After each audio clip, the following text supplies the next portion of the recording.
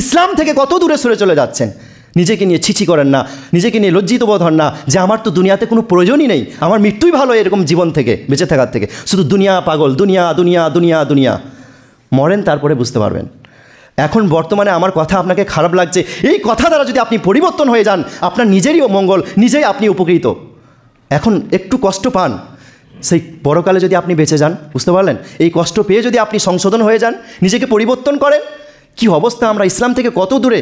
আসসালামু আলাইকুম ওয়া রাহমাতুল্লাহি ওয়া বারাকাতুহু। প্রিয় ভাই আমার, আল্লাহ সুবহানাহু ওয়া তাআলা 3 নম্বর সূরা আল ইমরান আয়াত নম্বর 110-এ বলেছেন, কুনতুম খায়রা উম্মাহ, তোমরাই শ্রেষ্ঠ জাতি, উখরিজাত লিন-নাস, তোমাদেরকে মানুষের মধ্যে থেকে বেছে নেওয়া হয়েছে, তা'মুরুনা বিল মা'রুফ ওয়া তানহাউনা আনিল মুনকার। তোমরা কেন শ্রেষ্ঠ জাতি? এজন্যই যে তোমরা মানুষকে সৎ কাজের, ভালো কাজের আদেশ করো এবং মন্দ কাজ থেকে বিরত থাকতে বলো।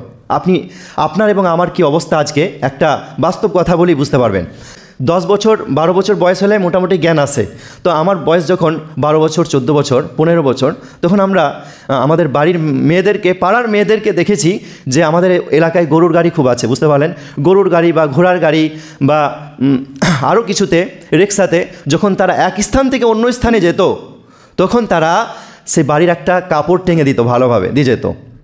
তো এটা কি পর্দা করাটা কি ফরজ? তো ফরজ। এখন যদি সেভাবে টোটোতে বা কিছুতে এভাবে পর্দা করে যদি কেউ যায়, তো একটা ফরজ বিধান মানবে, এটা সুন্নত নফল নয়, ইসলামিক ফরজ বিধান। দেখবেন গ্রামের মানুষরা কিভাবে সমালোচনা করে, এরা হাজি বিবি হয়ে গেছে, এদের ফ্যামিলিটা একটু বেশি বাড়াবাড়ি, মানে ইসলাম আমরা মানি না, অতিরিক্ত সমালোচনা, অথচ ফরজ বিধান মানবে। তো আপনি হচ্ছেন শ্রেষ্ঠ জাতি। আপনার সামনে যদি কোনো যুবক বা কোনো যুবতী গান বাজিয়ে পার হয়ে যায়, আপনি নিষেধ করবেন না। কেন? এটা তো আম হয়ে গেছে, এটা তো স্বাভাবিক, হতেই পারে। গান বাজছে একটা হারাম জিনিস, যেই হারামের জন্য আপনাকে জাহান্নামে যেতে হতে পারে, যে পর্দা ফরজ, যে পর্দা না করার জন্য আপনাকে জাহান্নামে যেতে হতে পারে। সুন্নত নফল ছেড়ে দিলাম, ফরজ এবং হারাম এই দুটি জিনিস তো একেবারে আবশ্যক। এই দুটি বিষয়ে আমরা কত অবহেলিত। এজন্য উর্দু কবি খুব দুঃখের সাথে বলেছেন, ওয়াজা মে তুম হো নসারা তমাদ্দুন মে হুনুদ, ওয়াদা মে তুম হো নসারা তমাদ্দুন মে হুনুদ, ये वह मुसलमान है जिन्हें देखकर शर्माए यहूद। আমরাই নাকি শ্রেষ্ঠ জাতি। আপনার আর আমার আজকে বর্তমান যে অবস্থা, আমাদেরকে দেখে, আমাদের চাল চলন রীতিনীতি দেখে, আমাদের যে অবস্থা, সেই অবস্থা দেখে ইহুদিরা, যারা ইসলামের সবথেকে বড় দুশ্মন, তারা পর্যন্ত আমাদের দেখে লজ্জা করে, তারাও আমাদেরকে দেখে হাসে, বুঝতে পারলেন? অতএব প্রিয় ভাই আমার, নিজের জীবনকে যদি পরিবর্তন করতে চান, তাহলে আপনার জন্য সবথেকে বেশি প্রয়োজন হলো মহাগ্রন্থ আল কোরআন জানতে হবে। দেখেন, মহান আল্লাহ পবিত্র গ্রন্থ আল কোরআন সূরা নম্বর 2, সূরার নাম সূরাতুল বাকারা এবং আয়াত নম্বর 2, আল্লাহ রাব্বুল আলামিন বলেছেন, ফিহি হুদাল লিল মুত্তাকিন। এই কোরআনের মধ্যে রয়েছে মুত্তাকিনদের জন্য হিদায়াত। হিদায়াত মানে কি? হিদায়াত মানে হচ্ছে জাহান্নাম থেকে বাঁচার পথ, হিদায়াত মানে হচ্ছে জান্নাতে যাওয়ার পথ, বুঝতে পারলেন? তো হিদায়াত রয়েছে কোথায়? কোরআনের মধ্যে। তো এখানে তো বলা হলো মুত্তাকিনদের জন্য। তো অনেকেই বলবেন যে হুজুর, আমরা তো মুত্তাকিন নই, মৌলানা সাহেব আমরা তো মুত্তাকিন হতে পারিনি, এখনও পর্যন্ত আমরা দাড়ি রাখিনি, এখনও পর্যন্ত আমরা ইসলামের অনেক বিষয় থেকে আমরা দূরে আছি, তো আমরা তো পরিপূর্ণ মুসলিম বা মুত্তাকি হতে পারিনি, তাহলে আমাদের জন্য কোরআন থেকে হিদায়াত আসবে কি করে? আমরা যারা মনে করি যে মুত্তাকিনদের জন্য শুধু হিদায়াত, এটা ভুল ধারণা। হ্যাঁ, অবশ্যই মুত্তাকিনরা, অধিকাংশ মুত্তাকিনরা তারা কোরআন থেকে হিদায়াত পাবে, কিন্তু আরও অনেক যারা মুত্তাকিন নয় তারাও কোরআন থেকে হিদায়াত পাবে। দলিল সূরা নম্বর 14, সূরার নাম সূরা ইব্রাহিম, আয়াত নম্বর 1 ও 2, আলিফ লাম র, কিতাবুন আনজালনাহু ইলাইকা লিতুখরিজান নাসা মিনাদ যুলুমাতি ইলান নূর। আল্লাহ সুবহানাহু ওয়া তাআলা বলছেন যে কিতাবুন, এই মহাগ্রন্থ আল কোরআন এমন একটা গ্রন্থ, এমন একটা কিতাব, আনজালনাহু ইলাইক, নবী মুহাম্মদ সাল্লাল্লাহু আলাইহি ওয়াসাল্লাম, যে গ্রন্থ আমি আপনার উপর অবতীর্ণ করেছি। কে বলছেন? আল্লাহ সুবহানাহু ওয়া তাআলা। কেন? লিতুখরিজান নাসা মিনাদ যুলুমাতি ইলান নূর, যাতে করে আপনি সমগ্র মানব জাতিকে, এখানে নাস বলা হয়েছে, মুত্তাকিন বলা হয়নি, মুসলিম বলা হয়নি, বুঝতে পারলেন? সমস্ত মানব জাতিকে, সমস্ত মানুষকে যে অন্ধকার পথ থেকে আলোর পথে আপনি নিয়ে আসবেন। এই কোরআন থেকে তারা আলোর পথ পাবে, অন্ধকার পথ থেকে তারা বাঁচতে পারবে। তাহলে কোরআন হচ্ছে হিদায়াতের গ্রন্থ। তো আপনি যদি কোরআন না জানেন, না বুঝেন, তাহলে কিভাবে আপনি কোরআন থেকে হিদায়াত পাবেন? প্রিয় ভাই আমার, কোরআন থেকে হিদায়াত আসবে কি করে? আমাদের মধ্যে অনেক মুসলিম কোরআনকে নিয়ে অনেক বড় করি যে কোরআন পবিত্র অবস্থায় ছুঁতে হবে, অমুসলিমদেরকে দেওয়া যাবে না। কোরআন অমুসলিমরা হিদায়াত পাবে কীভাবে তাদেরকে যদি কোরআন না দেওয়া হয়? তো কোরআনের অনুবাদ তাদেরকে অবশ্যই দিতে হবে, বুঝতে পারলেন? দেখেন, আমরা কোরআনকে নিয়ে করি, অথচ আমরা নিজেরাই কোরআন থেকে দূরে। কোরআন থেকে দূরে, কোরআনকে দেখে যেন মনে হয় অ্যাটম বম, কোরআনকে আশেপাশে রাখা যাবে না, বাড়ির সব থেকে উঁচু স্থানে আমরা কোরআনকে রেখে দিই। প্রথমে একটা চেয়ার বা টেবিল আনি, সেই টেবিলের ওপরে, চেয়ারের ওপরে উঠি, তারপরে কোরআনটা উঁচু স্থানে তাকে তুলে রেখে দিই, এবং সেই কোরআনটা একটা দামি কাপড় দিয়ে একেবারে লম্বা দড়ি দিয়ে আমরা বেঁধে রেখে দিই। আপনার হাতে মাত্র 10টা মিনিট সময় আছে, আপনার মনে ইচ্ছা হলো যে আপনি কোরআন তেলাওয়াত করবেন, কোরআন পাঠ করবেন। শয়তান আপনার মনে ওয়াসওয়াসা দিচ্ছে যে কোরআনটা পারার জন্য তোকে চেয়ার আনতে হবে, তারপরে চেয়ারের ওপরে চাপতে হবে, কোরআনটা পারবি, কয়েকদিন পড়া হয় নাই, ধুলো বসে আছে, ঝাড়তে হবে, তারপরে দড়িটা এত লম্বা খুলতে হবে, খুলতে বাঁধতে পারতে আবার তুলতে, এতেই তো 10 মিনিট শেষ, তাহলে কোরআন পড়বিটা কখন? শয়তান মনে ওয়াসওয়াসা দিচ্ছে। কোরআন আপনি এত দূরে তুলে রেখেছেন, কোরআনের কত সম্মান করছেন, যে কোরআনের আসল হকই আদায় হচ্ছে না। তো শয়তান বলছে, এই তো খাটের ওপরে টিভির রিমোটটা আছে, চালিয়ে দাও। টিভির রিমোটটা চালিয়ে দিলেন, বাস আপনি সিরিয়াল দেখতে শুরু করলেন বা আরও কিছু শুরু করে দিলেন, আপনার সেই সময়টা নষ্ট হলো। তো কোরআনকে সবসময় আপনার ধারে পাশে রাখুন, বুঝতে পারলেন? আমরা অনেকেই মনে করি কোরআনকে পিছু করে বসা যাবে না, একেবারে ভুল ধারণা, ডাহা মিথ্যে কথা। এ ধরনের কোনো দলিল ইসলামী শরিয়াতে নেই, এটা মানুষের তৈরি, এটা মহিলাদের তৈরি, বুঝতে পারলেন? নিয়ম, এরকম নিয়ম ইসলামে নেই যে কোরআনকে পিছু করে বসা যাবে না। আপনি দেখবেন কাবা ঘরের চারিপাশে প্রথম কাতারে, দ্বিতীয় কাতারে, তৃতীয় কাতারে, চতুর্থ কাতারে পিছনে যারা আছে তারাও কোরআন নিয়ে কোরআন তেলাওয়াত করছে। আচ্ছা বলেন, তার সামনের কাতারে যারা আছে তার পিছনে হচ্ছে না কোরআনটা? অবশ্যই হচ্ছে। আমি যদি কোনো মিথ্যা মনে হচ্ছে তা আপনি দেখবেন, লাইভ দেখবেন। আলহামদুলিল্লাহ এখন সোশ্যাল মিডিয়া সুবিধা, আপনি মক্কার লাইভ দেখেন, যারা হজ করতে গেছেন, যারা উমরা করতে গেছেন, তাদেরকে জিজ্ঞেস করেন যে পিছনে কাতারে যারা কোরআন তেলাওয়াত করছে, কোরআন দেখে, তো সামনে কাতারের মানুষদের পিছনে কোরআন হচ্ছে কি হয় না? তো কোরআনের অতিরিক্ত সম্মান করতে গিয়ে কোরআন থেকে আমরা দূরে। শুধু কোরআন আরবি ভাষাতে তুতাপাকির মতো পড়ার মধ্যে সীমাবদ্ধ আছি, ওটাতেও আমরা তা থেকেও দূরে, বুঝতে পারলেন? তো কত দুঃখ লাগে যে আমরা কোরআন আমাদের সম্পূর্ণ জীবন ব্যবস্থা, কোরআন নাকি আমাদের হিদায়তের পথ দেখাবে। আমরা জানি যে একজন অমুসলিম ব্যক্তি, তিনি বয়স্ক, মুরিস বুকাইলি, তিনি মহাগ্রন্থ আল কোরআনের ভুল ধরার জন্য কোরআন পড়তে শুরু করলেন, কোরআনের অনুবাদ, কোরআনের তাফসির পড়তে শুরু করলেন। কোরআন তিনি নিজ মাতৃভাষায় বুঝতে বুঝতে কোরআনের ভুল ধরার জন্য, উদ্দেশ্য কিন্তু ভুল ছিল, তো কোরআনের ভুল ধরার জন্য তিনি অ্যারাবিক গ্রামার কমপ্লিটভাবে বিশুদ্ধভাবে শিখলেন। কেন? তার একেবারে নিখুঁতভাবে আরবি শেখার মূল কারণটা কী ছিল? কারণ আমি যে ভুলটা ধরবো কোরআনের, এই ভুলটা যাতে বিশ্বের সমস্ত ওলামায়ে কেরামগণ এক বাক্যে মেনে নেয় যে হ্যাঁ এটা অবশ্যই কোরআনে ভুল আছে। এজন্য তিনি নিখুঁতভাবে শিখলেন আরবি ভাষা, গ্রামার সহ। তারপরে তিনি কোরআনের অনুবাদ পড়তে শুরু করলেন। সুবহানাল্লাহ। আরবি ভাষা যখন আপনি শিখে যাবেন কমপ্লিটভাবে, তারপরে যখন কোরআন পড়বেন, তখন কোরআনের অর্থগুলো যখন আপনি বুঝতে শিখবেন, তখন তার মজাই আলাদা, বুঝতে পারলেন? আপনার ইমানের স্বাদই পাবেন এক রকমের আলাদা। তো সেই মুরিস বুকাইলি একজন অমুসলিম ব্যক্তি, বয়স্ক ব্যক্তি, তিনি কোরআনের অনুবাদ পড়তে পড়তে মহান আল্লাহর বাণীতে আকৃষ্ট হয়ে তিনি কোরআনের ভুল ধরবেন কোথায়? তিনি নিজেই ইসলামে প্রবেশ করে গেলেন। সুবহানাল্লাহ। তো বলেন, আপনি কি অমুসলিম? আপনি কি বয়স্ক ব্যক্তি? তাহলে একজন অমুসলিম হয়ে, একজন বয়স্ক ব্যক্তি হয়ে যদি আপনার ধর্মের গ্রন্থ আল কোরআনকে বিশুদ্ধভাবে তিনি শিখতে পারেন, তাহলে আপনি কেন পারবেন না? কেন পারবেন না? এটা আপনার অবহেলা নয় তো কি? আপনাকে দেখা যায় অনেক সময় যে খবরের পেপার, কাগজ, আপনি সেই পেপার ছোট্ট ছোট্ট লেখা, 4 পৃষ্ঠা 5 পৃষ্ঠা আপনি পড়ে শেষ করে দিচ্ছেন, অথচ একেবারে ছোট ছোট লেখা দেশের খবরাখবর নেওয়ার জন্য। অথচ আপনাকে যদি প্রশ্ন করা হয়, প্রিয় ভাই আমার, মহাগ্রন্থ আল কোরআন থেকে একটা আয়াত আপনি সারাদিনে অর্থ বুঝে পড়েছেন? আপনি বলবেন যে না। কত হতভাগা আমরা, বুঝতে পারছেন? আজকে বর্তমানে আমরা মুসলিমরা ইসলামের গুরুত্ব বুঝি না, তার মূল কারণ হলো আমরা কোরআন থেকে দূরে। সাহাবায়ে কেরাম রাদিয়াল্লাহু আনহুম তারা কোরআনের আলোকে আলোকিত হয়ে, কোরআন জেনে বুঝে, কোরআনকে নিজের জীবনে বাস্তবায়ন করে সারা বিশ্বের সবথেকে শ্রেষ্ঠ ব্যক্তি হয়ে জীবিত ছিলেন এই পৃথিবীতে। কিন্তু বর্তমানে আজকে আমরা মুসলিমরা মুসলিম হয়ে পৃথিবীতে লাঞ্ছিত, ঘৃণিত হয়েছি। দেখবেন কিভাবে? প্রিয় ভাই আমার, আমরা মুসলিমরা শুধু নিজের গ্রামে গ্রামে নয়, নিজের পাড়ায় পাড়ায় নয়, নিজের থানায় থানায় নয়, নিজের জেলায় জেলায় নয়, নিজের রাজ্যেই নয়, নিজের স্টেটেই নয়, নিজের দেশেই নয়, বরং সারা বিশ্বে মুসলিমরা লাঞ্ছিত, ঘৃণিত, অপমানিত, অবদস্ত, পদদলিত হয়েছে শুধুমাত্র একটাই কারণ, সেটা হচ্ছে মহাগ্রন্থ আল কোরআন থেকে দূরে থাকার জন্য।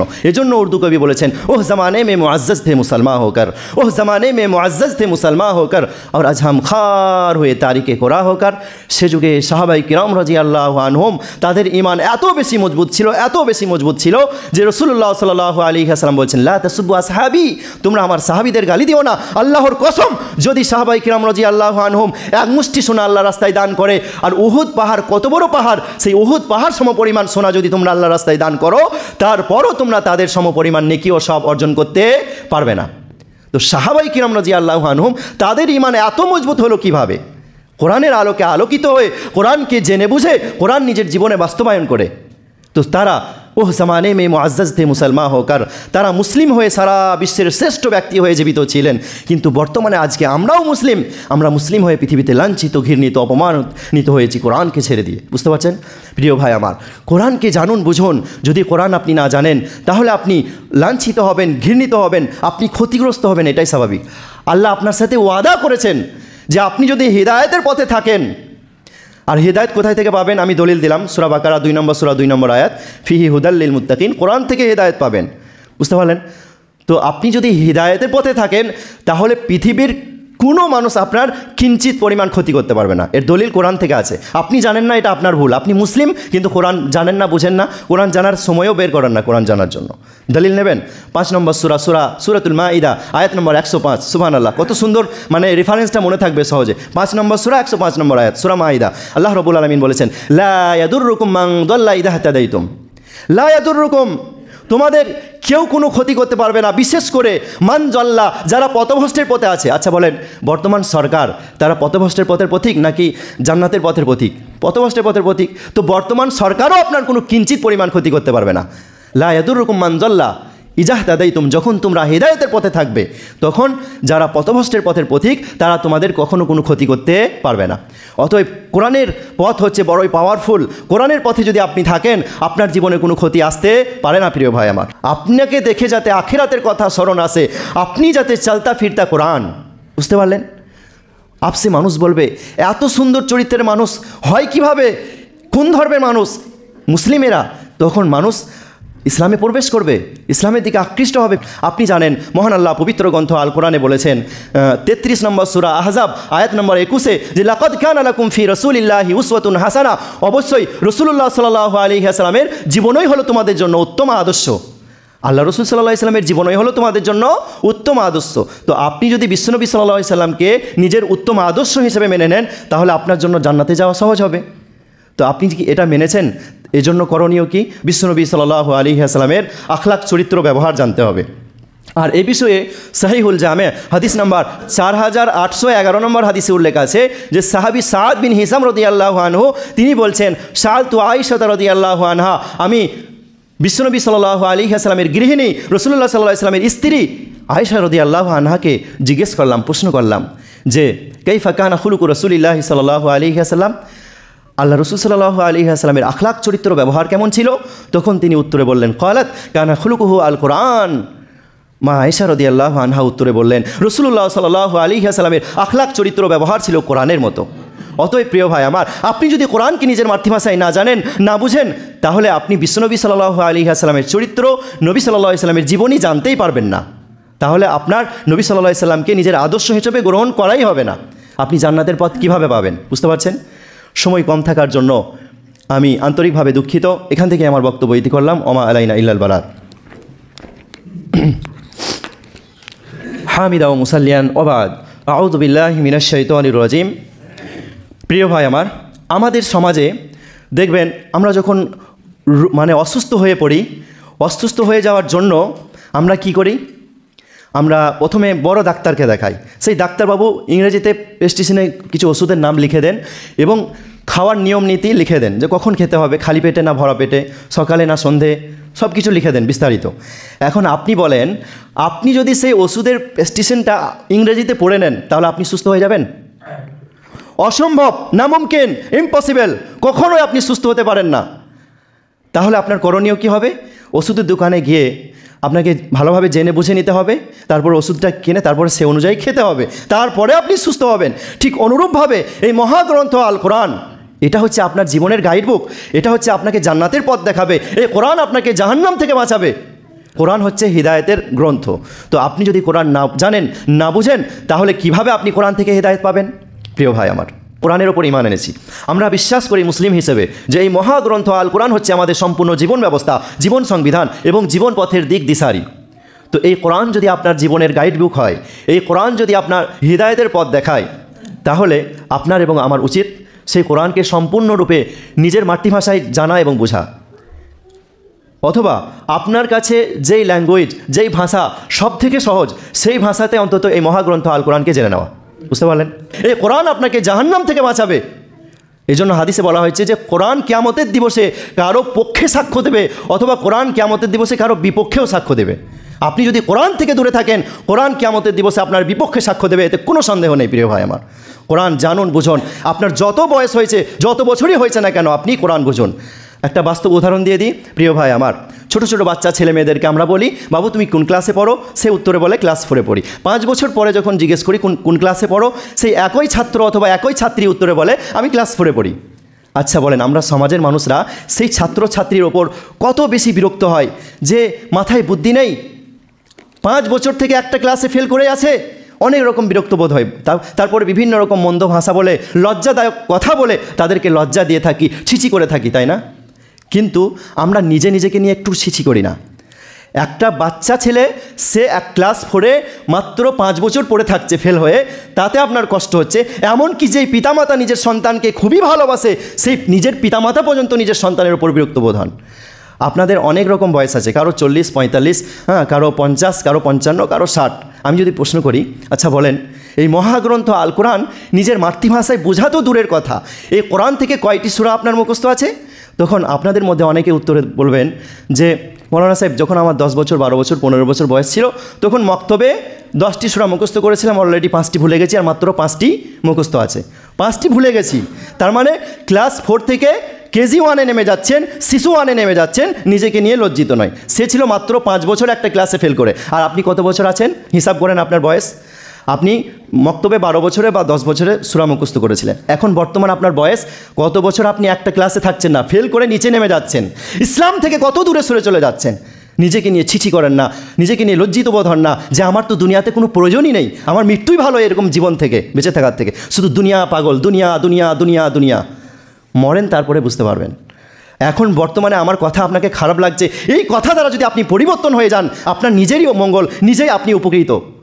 এখন একটু কষ্ট পান, সেই পরকালে যদি আপনি বেঁচে যান, বুঝতে পারলেন? এই কষ্ট পেয়ে যদি আপনি সংশোধন হয়ে যান, নিজেকে পরিবর্তন করেন, কি অবস্থা! আমরা ইসলাম থেকে কত দূরে। আমাদের মধ্যে অনেকেই বলেন, এই উদাহরণটি দিয়ে ইনশাআল্লাহ আমার বক্তব্য শেষ করব। অনেক কিছু বলা ছিল, এই বিষয়ে আলোচনা করলে আপনাদের মন ভরে যাবে বিস্তারিত। তো এটাই শেষ কথা। অনেকেই বলবেন, কোরআন জানলে বুঝলেই তো শিখতে হবে, মানে মানতে হবে, আর না মানলে তো বেশি গোনা, অতএব কোরআন জানারই দরকার নেই, বোঝারই দরকার নেই।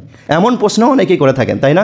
আর এটা সত্য কথা, যারা কোরআন জানে বুঝে তারা যদি কোনো ভুল করে, তাদের গুনার পরিমাণ অনেক বেশি যে না জেনে করে তার তুলনায়। ঠিক তো? এরপর আপনারা জ্ঞানী ব্যক্তি, আপনাদের সাধারণ বুদ্ধি আছে, আপনারা সকলেই মন দিয়ে শুনবেন উদাহরণটি, যে কোরআন জানলে বেশি ভালো নাকি না জানলে বেশি গুনাহ, কোরআন না জানলে বেশি গুনাহ নাকি কোরআন জানলে বেশি গুনাহ। এরপর দেখেন, ধরেন 2 জন ড্রাইভার, ঠিক আছে? তো 2 জন ড্রাইভার মধ্যে একটা পাক্কা ড্রাইভার, লাইসেন্স আছে, সে যদি অ্যাক্সিডেন্ট করে তাহলে তার জরিমানা হবে 50,000 টাকা। ভালোভাবে মনে রাখবেন, 50,000 টাকা জরিমানা। আর একজন ড্রাইভার, সে গাড়ি চালাতে খুবই ইচ্ছুক, খুবই আগ্রহী গাড়ি চালাতে, কিন্তু বাইক ধরে আর ছেড়ে দেয়। সে বাইক চালাতে শুরু করে আর ছেড়ে দেয়, খুবই ভীতুক, অতিরিক্ত ভয় করে। তো দেখা গেল এই ব্যক্তি 10 বছরে একটা করে অ্যাক্সিডেন্ট করলো। কয়টা হলো? 10টা। এর জরিমানা কত হবে? যেহেতু এ ড্রাইভার নয়, এর লাইসেন্স নেই, এজন্য গুনাহ কম, মানে এর জরিমানা কম। কত? 25,000 টাকা। আর যে ব্যক্তি জেনে বুঝে, যার লাইসেন্স আছে, সে 10 বছরে দেখা গেল মাত্র 3টে অ্যাক্সিডেন্ট করলো। বুঝতে পারলেন? 3টে অ্যাক্সিডেন্ট না হতেও পারে 10 বছরে। আর ওর যে বছরে একটা করে ধরলাম, 10 বছরে 10টা অ্যাক্সিডেন্ট, ওর থেকে আরও অগাধ অ্যাক্সিডেন্ট হতে পারে, আরও বেশি হতে পারে। যেহেতু সে অনেক ভয় করে, সে গাড়ি চালাতে ধরে আর ছেড়ে দেয়, অনেক অতিরিক্ত ভয় করে, খুবই ভীতুক। তো আচ্ছা বলেন, আপনি হিসাব করেন, 10 বার অ্যাক্সিডেন্ট করলে 25,000 টাকা জরিমানা কত হয়?